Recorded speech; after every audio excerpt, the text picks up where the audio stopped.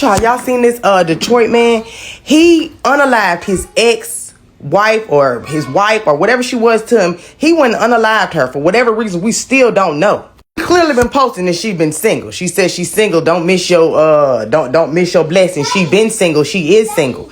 And I don't know what the fuck took him over the edge, but he unalived her. He pumed her, and then he took off like a coward and ran. In my heart, I'm still trying to wrap my hands around it. As my godfather, how can you promise me that you're gonna take care of my auntie and you take her away from me? What happened to Erica Sanders tells us that sometimes the hardest part isn't leaving. It's what happens when someone refuses to let you go. On the evening of March 17, 2026, in the quiet city of Centerline, Michigan, a 38-year-old mother of 4 was shot inside her own kitchen. Her children were home. The man who allegedly pulled that trigger was someone who had told the world he loved her and had been telling the world post after post for months that he was falling apart. He had been warning everyone. And yet somehow nobody moved fast enough. This is the story of Erica Marie Sanders, a caterer, a mother, a daughter, a woman who is building something real. This is also the story of the months that came before March 17th. The posts, the grief, the AI conversation that nobody took seriously enough, and the man who watched the door close and decided he would not accept it. He done been on a rant and a whole downward spiral ever since his mama passed in 2025, I think, or 2024, whichever year she passed about a year or two ago. He been on this whole weird mental health depression kind of mode shit, and I think he must was jealous of her new life and how she moving and shit, and he ain't doing shit. He just whatever. He must be in his feelings because he sure took her out, and he ran. They locked his ass up.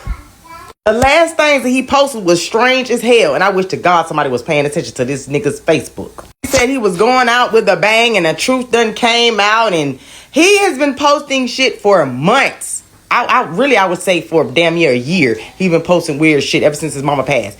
And sometimes now, y'all, we gotta start paying attention to what he be posting, because they literally be telling us that they done lost their damn mind and they on one, and the first person to just piss them off is the one to get it. That's quickly what it seems is. I think it's in the food, it's in the water, it must be in the air. If I'm wrong, I'm wrong, but shit, it's in something. 39-year-old Zach Fuqua. 39-year-old Zach Fuqua, that's his name. The life of Miss Erica Kane. He took her life. Mind you, she was just not planning to set her son up for prom, and she was just having a time of her life at this point in time, and doing for her, cause must be he wasn't shit. And she was finally looking and, new things and doing shit for herself. Exploring shit and taking care of her kids and living life. Now, before we go any deeper into this story, we want to take a second and speak directly to this community, to every single one of you watching right now on Red Rage Crime TV on YouTube, and to our family over on Red Rage Crime TV on Facebook and Instagram. It is a community of people who believe that these stories deserve to be told right, and that these women deserve to be remembered. So keep those comments coming. Your voice matters here. Like this video, share it, because Erica's story needs to reach as many people as possible. And if you haven't subscribed yet, hit that button and turn on the bell, because we are not done talking about the women this world loses too soon. Now, let's get into it. Before we talk about what happened to Erica Sanders, we need to talk about who she actually was. Because when tragedies like this break on social media, the noise can sometimes swallow the person. And Erica was not just a headline. She was somebody's everything. Erica Marie Sanders grew up in Detroit, Michigan. She attended Martin Luther King High School, a school with a name that carries a legacy of dignity and purpose. She later went on to study at Macomb Community College, but her education journey didn't stop there. In February 2022, Erica earned her high school proficiency diploma from Southeastern High School with honors. She ran a catering business called A Slice of Soul. People who knew her say she poured everything into that business. Catering is not easy. It is early mornings, late nights, standing on your feet for hours, managing inventory, managing clients, managing expectations, all while raising 4 children largely on her own. Erica was not just surviving, she was building. She showed up for the people in her life, consistently. There's a post from years back, 2016, where she talked about the man she was with at the time. She described him as strong, a great father, a hard worker. She said that every year with him became more amazing, and that she wouldn't trade him for the world despite their ups and downs. That was Erica, someone who loved out loud, someone who gave credit when credit was due, someone who was not afraid to say, this is good, this is real, this matters. That relationship eventually ended. Life moved on. And somewhere in those years of building and rebuilding, Erica also lost her mother. Kimberly Ann Sanders passed away in May 2024. Erica posted about how her sleep had been off ever since, about how she had not been the same. Grief does that. It rearranges everything inside you. And yet, even in that, Erica kept going. She kept running a slice of soul. She kept showing up for her children. She kept building toward whatever came next. So when you think about Erica Sanders on March 17, 2026, understand that you are thinking about a woman who had already come through a lot. A woman who had mourned her mother, navigated single motherhood, built a business from the ground up, gone back to school, and still had the clarity and the courage to say, I am choosing me. She posted those exact words just days before she was killed. This year, I am choosing me, my sanity, and my peace. She meant it, and it is one of the most heartbreaking sentences in this entire story. Now let's talk about Zachary Fuqua, because to understand what happened on March 17th, you have to go back further than that day. You have to understand who this man said he was, what he lost, and what the months before that evening actually looked like. Zachary Fuqua was 39 years old. He was from the Centerline area and had worked with Chrysler for years. By his own social media, and by everything those who knew him described, he was a man who had once seemed to have it together.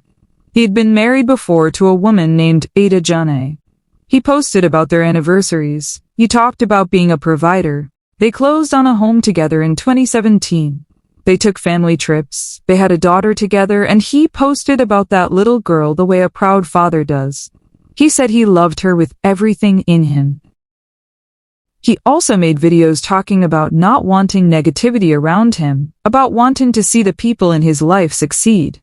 That is the Zachary Fuqua the world saw first. Somewhere between those anniversary posts and family photos, that marriage to Ada Jane ended. And at some point after that, he entered a relationship with Erica. They were not loud about it. They did not flood their timelines with couple photos, but they were in each other's lives. At one point, Erica shared something that Zach reposted. It read, "Ain't no days off when you're depending on you." A quiet but real thread connecting them in public. Privately, Zach told a different story about where things stood. Someone close to Erica shared text messages where Zach had said he was trying hard every day with Erica and the kids, that he was not a selfish man, that he loved her, that he wanted to make her his wife. He wanted marriage. He was holding on to something he believed was still real. But Erica had already made her decision. Now here's where the story shifts. On April 28, 2025, almost a full year before March 17, 2026, Zachary Fuqua lost his mother. And by his own words, by the string of posts that followed over the next 11 months, that loss broke something open in him that he never managed to close back up. Here is something that should stop you in your tracks. After his mother passed away in April 2025, Zach's social media did not go quiet. It went the opposite direction. Post after post, week after week, each one heavier than the last. In July 2025, roughly 2 months after her death, he posted a photo with his mother and wrote, "I tried, but I failed. Losing my mom messed me up. I cannot shake this." In August, he was back. This time saying that losing his mother made him feel like there was no real love left in the world. That is a man who is unraveling in public and either does not realize it or does not have anywhere else to take the weight. By December, he wrote a letter to her, a full post addressed directly to his mother that read like a man drowning. He wrote about how he had kept his head up like she made him promise. He wrote about problem after problem landing on him since she left. He wrote, "I get lost sometimes. I do not understand this place. He wrote about looking in the mirror and seeing a troubled face, about tears hitting the sink, and about holding his head up high anyway. Now he was the only child of his parents. When you are an only child and you lose a parent, there is no sibling to call at 2 a.m. who understood it the same way you did. There is no one who shared that specific grief with you. That is a particular kind of alone. And Zach was carrying it on the internet because it seems he did not know where else to put it. But here is where something else enters the picture. And this is one of the most unsettling details in this entire story. Weeks after his mother's death back in June 2025, 9 months before Erica was killed, Zachary Fuqua had a conversation with an artificial intelligence. He asked it a question: "What is missing in my life?" Think about that for a second. A grown man in grief, alone with his thoughts, opening up a chat window and asking an AI what was missing from his life. That is not a man who is doing well. That is a man reaching for something in the dark. The AI told him to stop letting people treat his kindness like a weakness. It told him he had been bending, softening, and staying quiet to avoid conflict. It told him that true peace was not about keeping others happy at his expense. It said he needed to protect his own energy and know when to say enough. Now, that screenshot has been circulating heavily online. When a man who is already struggling hears, "You've been too soft, you need to know when to say enough," what does enough mean to him 9 months later? We are not saying the AI did anything wrong, but the context matters. The conversation happened, the posts kept coming, and nobody intervened. As the months rolled from summer into fall of 2025, both Erica and Zach were posting. And when you line those posts up next to each other, you start to see two people who were clearly in the same situation but experiencing it in completely different ways. In September 2025, Zach made a post about narcissists. He wrote that a narcissist does not love anyone they manipulate. He wrote that they use their past as a crutch, expecting pity while repeating the same toxic cycles. He wrote, "You could pour every ounce of love into them and they would still have a backup plan." He talked about being drained and left empty. Around that same time, Erica shared a post about co-parenting with a narcissist. Her comment on it: "It's my biggest headache." Neither one called the other out by name, but those posts were sitting on the same internet, being seen by the same people at the same time. And when you read them side by side, what you're looking at is two people who had fundamentally different understandings of what was happening between them. They were not arguing out loud, but they were absolutely saying something. Then there were the text messages. The ones where Zach told someone close to Erica that he was trying hard every day, that he loved her, that he wanted to marry her. Erica had already decided otherwise, and the two realities could not coexist. Something was going to give.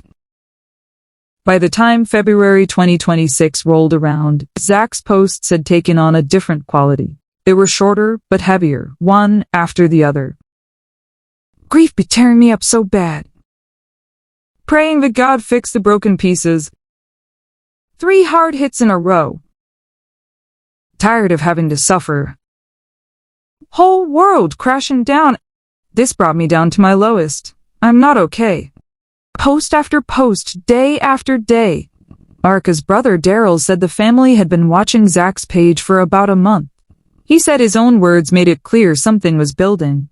He said, in his own words, he pretty much said something was going to happen this day. Now pause on that. Her family was watching. They were reading it. They were worried. And yet, because this is the reality of these situations, there is a gap between knowing something feels wrong and knowing exactly how to stop what is coming. Especially when there is no prior history of physical violence. Especially when the legal system requires specific documented incidents before certain protections kick in. Erica updated her Facebook cover photo to the image that would be shared thousands of times after her death. "I'm unavailable. No, you cannot have me." 5 words, a declaration, a boundary drawn in public in bold for everyone to see. Erica posted a proud mother moment. Her son was graduating, prom was coming up. She was gushing about watching him grow from a baby into an adult. That is the post of a mother who is present, engaged, and looking forward. She was focused on the next chapter. That same day, Zach sent a private message to his pastor asking for prayer. On March 14th, Zach posted 3 words, "going out with a bang." Her family saw it. Others saw it. And by all accounts, those words were understood as a warning, not a metaphor, not a figure of speech, but a statement of intent. The question that will follow this family and this community for a long time is what more could have been done with those 3 days? On the morning of March 17th, Erica posted something that, in hindsight, feels like the last honest thing she got to say to the world. It read, "Don't miss your blessing thinking I'm in a relationship, baby, I'm single." She was free, she was clear, she was moving. That evening, at approximately 5:30 p.m., police were called to the 7500 block of Sterling Street in Centerline, Michigan. When Centerline officers arrived, 3 of Erica's 4 children were home. They found her on the floor of her kitchen.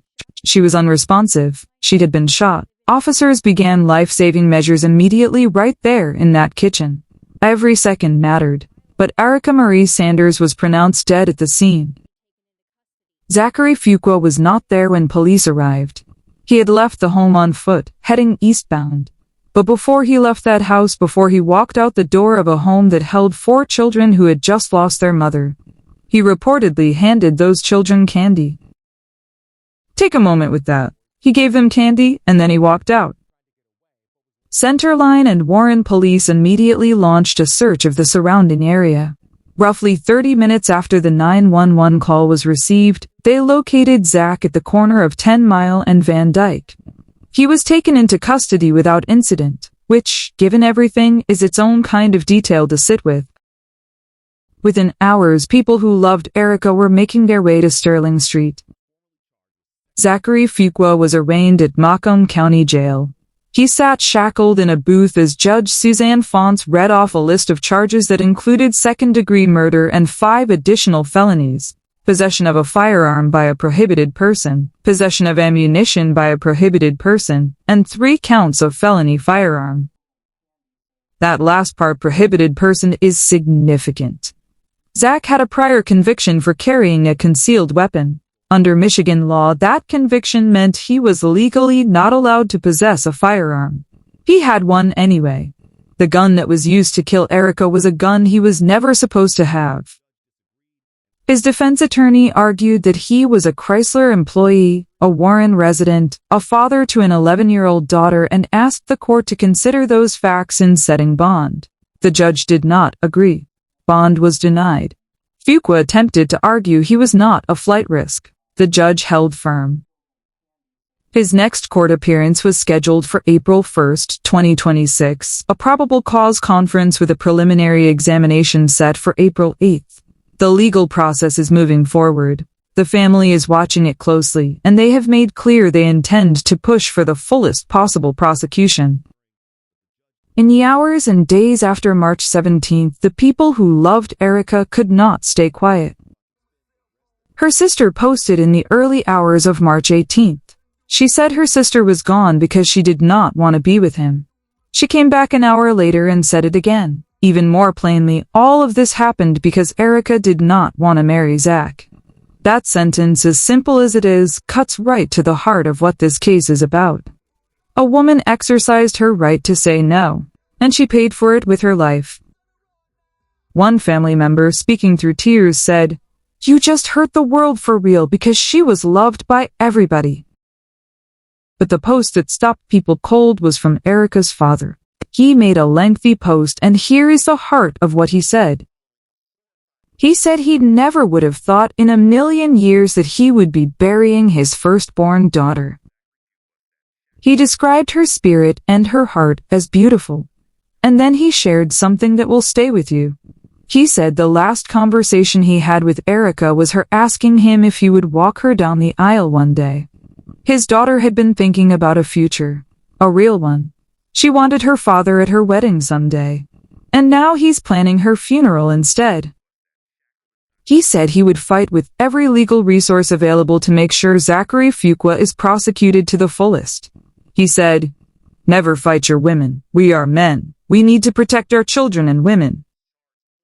Those words from a father standing in an unimaginable place carry a weight that no commentary can add to. A GoFundMe was organized to support funeral services and her 4 children. On March 28th, a balloon release and candlelight vigil was held at Corrigan Playground at Alter Road and Warren Avenue. People who knew her, people who had followed her story, and people who had never met her but felt the weight of it all came together. Erica's viewing was held on April 10, 2026, at Clora Funeral Home on East 7 Mile Road in Detroit. Here is what we keep coming back to. Zach spent 11 months telling the world in his own words how unbearable it was to lose a mother. He posted about it over and over. He wrote letters to her. He said it broke him. And then he allegedly went into that kitchen on Sterling Street and made Erica's 4 children feel that exact same thing. How does that happen? How does a man who lived that grief, who let it consume him publicly for nearly a year, make a decision that hands that same grief to 4 children who had done nothing to him? Was it the accumulated losses, his mother, his marriage, the relationship ending, all of it collapsing at once? Was it the specific reality that Erica had moved on, that she had drawn that line in public, that the door was not just closing but closed? There is no framework in which what happened to Erica Sanders is anything other than a tragedy and a crime. The Centerline police director said it himself: when your words start becoming loud and vicious, you need to disengage. You walk away. You get help. You remove yourself before it escalates. That is what should have happened. It did not. What we're asking is, at what point do the posts become enough? At what point do the words on a screen become a reason to call someone and say, "Are you okay? And are the people around you safe?" Because Erica's brother was watching that page. The family was reading those posts, and they were afraid. And fear without a clear path to action is one of the most terrible things a family can be left holding.